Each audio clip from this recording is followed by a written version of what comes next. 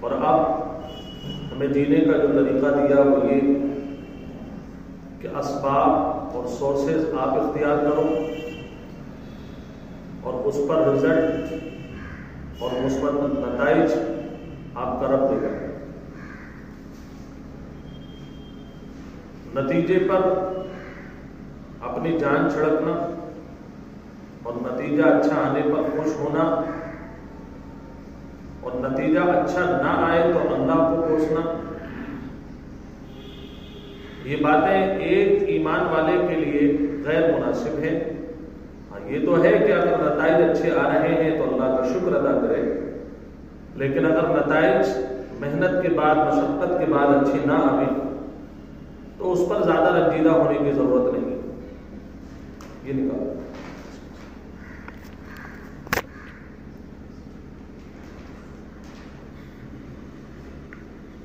کبھی کبھی ایسا ہوتا ہے کہ ہم لوگ بہت محنت کرتے ہیں لیکن رزلٹ پوزیٹو نہیں آتا، بہت محنت کی کامیابی نہیں مل رہی، دن و رات ایک کر دیے، کمپیوٹر کی اسکرین پر اپنی آنکھوں کو ڈیمیج کرا لیا، زندگی کے 30 اور 35 سال پڑھنے اور پڑھانے میں نکال دیے، MBA کرنے میں نکال دیے، مارکیٹنگ سیکھنے میں نکال دی، لیکن کوئی خاص نتیجہ نہیں، کوئی 15-16 ہزار روپے خواب سجائے تھے مہینے میں 10 لاکھ اور 12 لاکھ کے اور کما رہے ہیں 10-12 ہزار، تو پھر ٹینشن شروع ہوتی ہے۔ اللہ فرماتا ہے کہ ایک ایمان والے اور غیر ایمان والے میں یہی فرق ہے کہ ایمان والا صرف محنت کرتا ہے اور نتیجہ اللہ کا شکر، اور غیر ایمان والا محنت کے ساتھ ساتھ نتیجے کو بھی اپنے قبضے میں سمجھتا ہے۔ نتیجہ پھر یہ ہوتا ہے کہ جو آدمی نتیجے کو اپنی مٹھی میں کرنے کی کوشش کرتا ہے وہ ڈپریشن کا مریض ہوتا ہے، وہ سیلفنیس کا مریض ہو جاتا ہے، خود غرضی اس کے اندر آ جاتی ہے، مفاد پرستی اس کے اندر آ جاتی ہے، اور جو اللہ پر بھروسہ کرنے والا آدمی ہے اسے مل جاتا ہے تو الحمدللہ شکر گزار ہوتا ہے، اور جب کچھ کمی رہ جاتی ہے سوچے ہوئے رزلٹ میں تب وہ اپنی کوتاہی مانتا ہے کہ یقیناً جو میں نے کیا وہ اپنی کاوش کے مطابق تو ٹھیک تھا، لیکن مجھ سے ہی کچھ نہ کچھ کمی رہی ہوگی، تبھی میرے اللہ نے میرے رزق میں کچھ کمی کی۔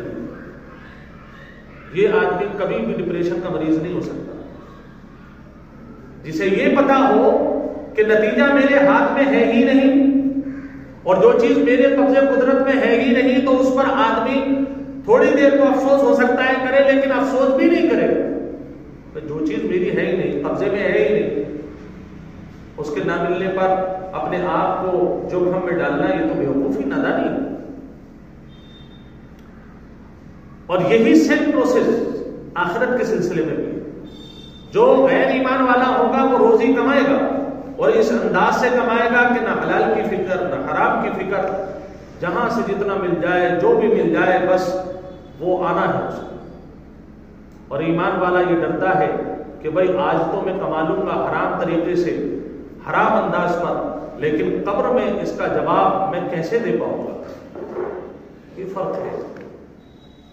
اللہ نے تقسیم معیشت کے سلسلے میں سورہ زخرف میں بیان فرمایا، نحن قسمنا بینہم معیشتہم فی الحیات الدنیا، کہ دنیا کی زندگی میں کون کیسے کماتا ہے، کتنا کماتا ہے، یعنی کس کے پاس کتنی روزی پہنچنی ہے، یہ ہم نے سب طے کر دیا ہے۔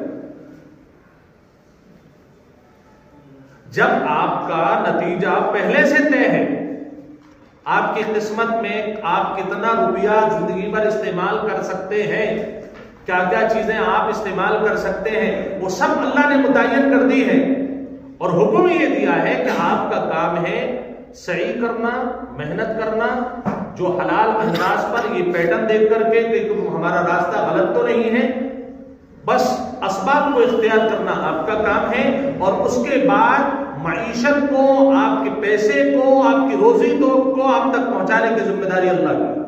ان اللہ هو الرزاق ذو القوة المتین، کہ اللہ ایسا رازق ہے کہ جب وہ کسی کو دینے پر آئے تو اس کی قوت کے سامنے کوئی ٹک نہیں سکتا ہے، کوئی روزی کو روک نہیں سکتا ہے۔ کوئی کہے کہ آپ کے گھر پر بندش لگی ہوئی ہے، آپ کے مکان پر بندش لگی ہوئی ہے، آپ کے کاروبار پر بندش لگی ہوئی ہے، دنیا کا سب سے بڑا جھوٹا ہے۔ کوئی بندش نہیں ہوا کرتی۔ کیوں؟ اس لیے کہ اللہ کہہ رہا ہے کہ هو الرزاق ذو القوة المتین، کہ رزق کی صفت، پہنچانے والی صفت رازق بھی ہے، ایک رزاق ہے، اس میں مبالغہ ہے کہ جو رزق میں جس انداز سے پہنچا سکتا ہوں، میرے پاس اتنی طاقت ہے، طاقت کا لفظ آیا ذو القوة المتین، مضبوط طاقتور ہے کہ رازق، میں ایسا رازق ہوں کہ میں جس کو پہنچانا چاہوں تو میری قوت کے سامنے کوئی ٹھہر نہیں سکتا ہے۔ ہمارا عقیدہ یہ ہے کہ ہماری پڑوسن نے ہمارے کاروبار پہ جادو کرا دیا، تو آپ نے اللہ کو کمزور بتا دیا۔ بھائی میرا اللہ کمزور نہیں۔ غلط راستے ہم اس وقت اختیار کرتے ہیں جب ایمان میں کمزوری ہوتی ہے۔ ان میں سے ایک کیا ہے؟ ابھی زمین کا معاملہ، بھائیوں کے حقوق کا معاملہ، بہنوں کے حقوق کا معاملہ، مسجدوں کے وقف کا معاملہ، مدرسوں کے وقف کا معاملہ۔ کیا ہم نے طرز زندگی اختیار کر لیا؟ ہمیں یہ لگتا ہے کہ جو ہمارے پاس پراپرٹی ابا کی ہے وہ سب ہم ہڑپ کر لیں گے تو ہمارے بچوں کا کریئر بن جائے گا۔ تبھی تو آدمی غلط کام کرتا ہے جب اسے یہ یقین ہے کہ یہ جو میرے پاس دولت ہے اگر میرے پاس رہے گی تو میرے بچوں کا کریئر بن جائے گا، اور جب چلی جائے گی تو مجھے پریشانیوں کا سامنا ہوگا۔ اس وجہ سے آدمی غلط قدم اٹھاتا ہے۔ بڑی بہن ہے چھوٹی بہن کا حق مارے ہوئے، بڑا بھائی ہے چھوٹے بھائیوں کا حق مارے ہوئے، چھوٹا بھائی ہے بڑے بھائیوں کا مال مارے ہوئے۔ اگر بہنوئی کے ہاتھ خدا نہ خواستہ زمین آ گئی، نگرانی آ گئی، تو وہ سب سالوں کا مال بالکل سفن سفا کرے ہوئے اور جی رہا ہے سینہ چوڑا کر کے۔ وہ کہتا ہے کہ صاحب میں مالدار ہوں، میرے پاس پیسہ ہے۔ آپ کے پاس پیسہ ہے، سب حرام کا مال ہے۔ یہ تو بات سمجھ میں آ گئی۔ اللہ فرماتا ہے کہ دیکھو اگر تم کسی کا حق کھاتے ہو، یعنی سامنے والے کا آپ جو پیسہ کھا رہے ہو، یہ پیسہ جو آپ کا حق نہیں بنتا، جس پراپرٹی پر آپ کا حق نہیں بنتا، آپ اس کو استعمال کر رہے ہو، انما یاکلون فی بطونہم نارا، تم اصل میں لقمہ نہیں کھا رہے ہو، جہنم کے آگ کے انگارے پیٹ میں بھر رہے ہو۔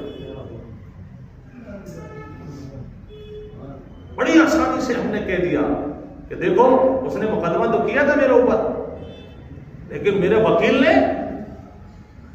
اس کی دھجیاں اڑا دی۔ میں نے ہائی کورٹ میں جا کر کے پھر معاملہ سلٹایا، اور میں نے سپریم کورٹ میں اپنے معاملے کو لے کر کے گیا۔ سارے کورٹ جتنے بھی ہیں وہاں آپ کا جھوٹ جیت سکتا ہے، لیکن اللہ کی عدالت میں جھوٹ کی کوئی گنجائش نہیں۔ ہم نے یہ حرام راستہ اختیار کیا، ہمیں یہ لگا کہ اگر یہ نہیں کریں گے تو ہمارے بچوں کا کریئر نہیں بنے گا۔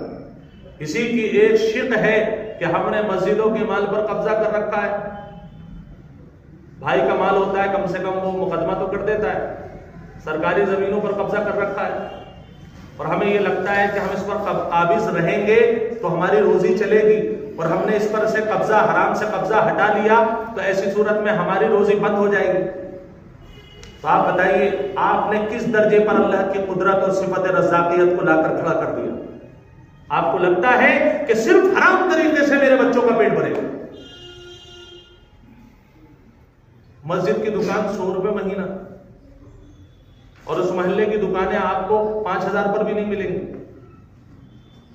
مسجد کے مکان 200 روپے مہینہ۔ کیا ہو گیا؟ اللہ سے تو ڈرو۔ تم یہ سمجھ رہے ہو کہ میں نے تو اسٹامپ پر لکھوا لیا تھا، متولی نے لکھ دیا تھا۔ یہ بھی ہے کہ متولی نے لکھ دیا۔ متولی جتنے بھی متولی ہیں، میں آپ کو اس کو ضابطہ بتا دوں آپ کو، متولی کے باپ کا مال نہیں ہے مسجد کا مال۔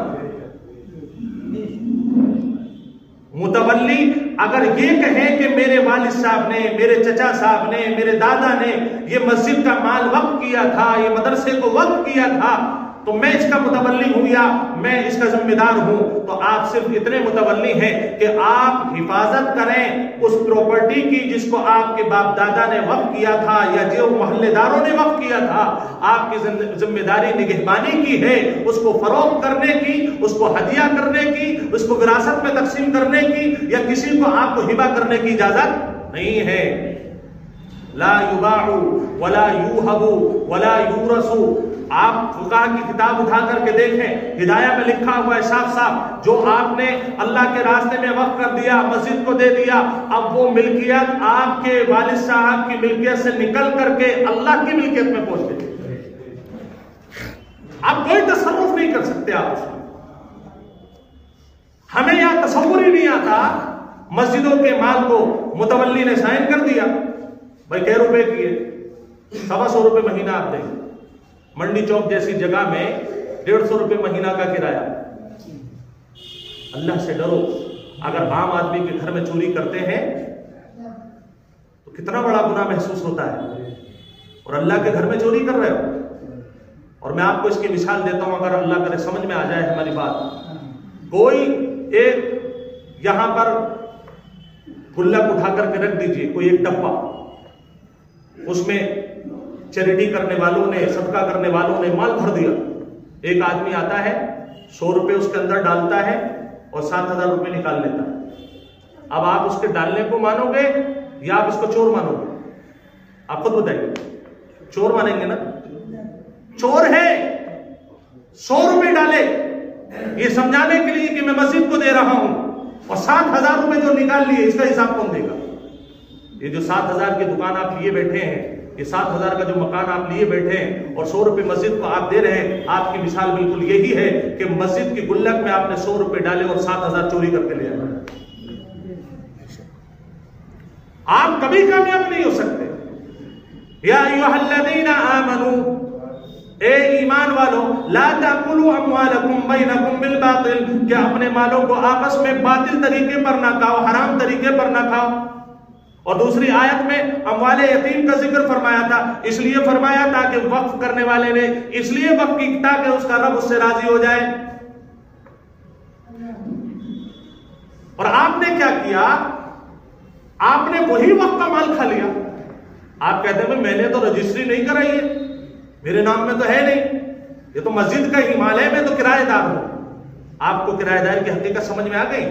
اور وہ شخص جو مال کو ہی ہڑپ کر جاتا ہے، ایک مقدمہ میرے سامنے ایسا بھی آیا تھا، مسجد کے مال پر مقدمہ کر دیا، متولی سے لڑائی کی، اور جو مسجد کا مکان تھا وہ وکیلوں کے ذریعے، جج کے ذریعے سے پیسے کھلا کر کے انہوں نے اپنے نام میں کرا لیا۔ اسے تو قبرستان میں، مسلمانوں کے قبرستان میں بھی دفن کرنا جائز نہیں۔ اتنا بڑا مجرم ہے۔ اللہ کے راستے میں دیا جاتا ہے اسے راضی کرنے کے لیے۔ جب دینا رضا کا سبب بن سکتا ہے تو اس کی مسجد سے چرانا اللہ کے غضب کا سبب نہیں بنے گا۔ اور اگر آپ کو اس بات پر یقین ہے کہ میرا اللہ رازق ہے، اور آپ ابھی تک اس غفلت میں تھے کہ بھئی میں تو 100 روپے 200 روپے یا جس جگہ پر 3000 کا کرایہ ہونا چاہیے وہاں 500 روپے آپ دے رہے ہیں، اور آپ اس خوش فہمی میں ہیں کہ میں تو غریب ہوں، میرا حق پہلے بنتا ہے، آپ کو یہ خوش فہمی میں دور کر دیتا ہوں۔ وقف کرنے والے نے جو وقف کیا ہے وہ مسجد کے لیے کیا ہے، غریبوں کے لیے نہیں کیا۔ وقف کرنے والوں کو اگر غریبوں کا لحاظ ہوتا تو وہ کسی غریب کو کہہ کر کے جاتا کہ بھائی یہ آپ استعمال کرو، اور آپ کے بعد کچھ غریب لوگ استعمال کریں گے یا فلاں فلاں صاحب استعمال کریں گے۔ اس نے غریبوں کا لحاظ رکھتے ہوئے نہیں کیا، بلکہ وہ وقف کیا ہے اس نے اللہ کے گھر کے لیے۔ اب وقف جب کر دیا اب اس کی بھی نہیں چلے گی، جیسے کہ میں نے پہلے عرض کیا ہے، اب وقف وہ اللہ کا مال ہو گیا۔ اب اس مال کو لینے کا جائز طریقہ یہ ہے کہ آپ اس محلے میں جو مکانات کا کرایہ جاتا ہے اس انداز پر کرایہ دیجئے، اس محلے میں جو ان دکانوں کا کرایہ جاتا ہے اس انداز پر کرایہ دیجئے، اور لمٹ متعین کیجئے، ہر سال کتنا کرایہ بڑھایا جائے گا۔ یہ تصور کیجئے اگر یہ جگہ اللہ کی نہیں ہوتی، آپ کی ہوتی، اور کوئی کرایہ دار آپ کی جگہ میں آتا تو کیا 150 روپے مہینہ پر آپ اس کو اپنا یہ مکان دے دیتے؟ اگر آپ کا دل کہتا ہے دے دیتے تو سمجھتا ہوں کہ شاید آپ صحیح کہہ رہے ہیں، لیکن آپ بھی یہ کہیں گے کہ میں کسی کرایہ دار کو 2 سال سے زیادہ نہیں رکھتا ہوں۔ کرایہ دار کو 2 سال سے زیادہ نہیں رکھتا ہو. کیوں؟ اس لیے کہ نیت بگڑنے لگتی ہے کرایہ دار کی. چلو ٹھیک ہے، تم 5 سال رہ لیے، 10 سال رہ لیے، لیکن ساتھ میں لیگلی پروسیس یہ ہے کہ آپ متولی کو یہ اتھارٹی دیجئے 4 لوگوں کو بٹھا کر کے. ہو سکتا ہے کوئی متولی کسی سے کہیں پر کوئی ناراض ہو، کوئی بات آگے پیچھے ہو. کمیٹی اس لیے ہوتی ہے تاکہ 4-5 لوگ بیٹھ کر کے اس مکان کا کرایہ متعین کریں اور آپ خوش دلی سے دیں اور یہ سمجھ کر کے دیں اگر میں کہیں اور ہوتا تو کسی اور کو کرایہ جاتا، اب میرا کرایہ اللہ کے گھر میں جا رہا. یہ ایمان والی صفت کے ساتھ دیں گے، خدا کی قسم تمہارے مال ڈوبنے اور چوگنے ہو جائیں گے. اور اگر گندی نیتوں سے لیں گے تو ہو سکتا ہے کہ آپ متولی کو چیٹ کر لیں، آپ مجھے یا میں آپ کو چیٹ کر لوں. لیکن اللہ کی صفت خبیرم بصیرہ ہے، وہ ہر حرکت کو بھی جانتا ہے اور ہر نیت کو بھی جانتا ہے. اللہ سے ڈرو. غلط کام یا غلط انداز سے کام اللہ کو بالکل پسند نہیں ہے. اللہ تبارک و تعالیٰ نے، بلکہ اللہ کے نبی محمد رسول اللہ صلی اللہ علیہ وسلم نے بیان فرمایا ان لوگوں کے لیے جو کرایہ بھی نہیں دیتے، سب ہڑپ کیے ہوئے ہیں، زمین کو ابا کی جاگیر سمجھ رکھی ہے انہوں نے. حضور پاک صلی اللہ علیہ وسلم فرماتے ہیں من ظلم من الارض شیئا، کہ کسی شخص نے زمین کا ایک بالش بھی ہڑپا، اللہ کے یہاں قیامت کے روز اس کے ساتھ عذاب کیا ہوگا کہ اس زمین کا، اس بالش کے نیچے جو 7 زمینیں ہیں ان سب کو ملا کر کے ایک توق بنایا جائے گا اور اس کے گلے میں وہ ہار ڈال دیا جائے گا. اور یہ علامت ہوگی اس بات کی کہ یہ معذب ہے، یہ غدار ہے، یہ وہ خبیث ہے کہ جس نے لوگوں کے مال کو، وقت کے مال کو زندگی میں اپنی ترقی کا سبب سمجھا تھا اور اس کے بعد انہوں نے غیروں کے مال کو اپنا مال سمجھ کر کے اس کا ناجائز استعمال کیا تھا. اللہ اس زمین کے ہڑپ کرنے والے کو یہ سزا دے گا. ایک مرتبہ ایک صحابہ آئے حضرت عائشہ رضی اللہ تعالیٰ عنہ، کہنے لگے میرا فلاں صاحب سے جھگڑا چل رہا ہے زمین کو لے کر کے. اچھا یہ جھگڑے سے سمجھ میں آیا پہلے سے بھی چلتے رہے. حضرت اما عائشہ رضی اللہ عنہ فرمایا کہ بھائی دیکھو جھگڑا تو زمین پہ چل رہا ہے لیکن زمینوں سے بچو، اس لیے کہ حضور پاک صلی اللہ علیہ وسلم نے بیان فرمایا ہے جو شخص ایک بالش بھی ظلمن کسی کی زمین لے لیتا ہے قیامت میں 7 زمینیں ملا کر اس کے گردن میں توپ ڈالا جائے گا. کیا یہ ذلت برداشت کر سکتے ہیں؟ نہیں کر سکتے ہیں تو اللہ کی صفت کو مان لو، ان اللہ هو الرزاق ذو القوۃ المتین، کہ وہ رزق جب دینے پر آئے گا. اور اگر آپ نے توبہ کر لی آج ہی کے دن کہ ہم مسجد کا مال، مدرسے کا مال، دیگر وقف کے مالوں کا ہم غلط استعمال نہیں کریں گے، یہاں تک کہ اگر بھائیوں کا مال آپ ذمہ دار بنائے گئے ہیں، نگراں بنائے گئے ہیں، آپ ان کے حقوق ادا کرنے کی آج نیت کر لیتے ہیں، اللہ کا وعدہ ہے ان اللہ هو الرزاق ذو القوۃ المتین، جو کام تمہارا پیسے سے نہیں بنے گا اللہ اپنی ذات کریمی سے ان کاموں کو بنا دے. اللہ تبارک و تعالی ہمیں سمجھنے کی توفیق نصیب فرمائے اور جن کے حقوق ہیں ان کے ادا کرنے کی توفیق نصیب فرمائے. آمین. وآخر دعوانا الحمدللہ.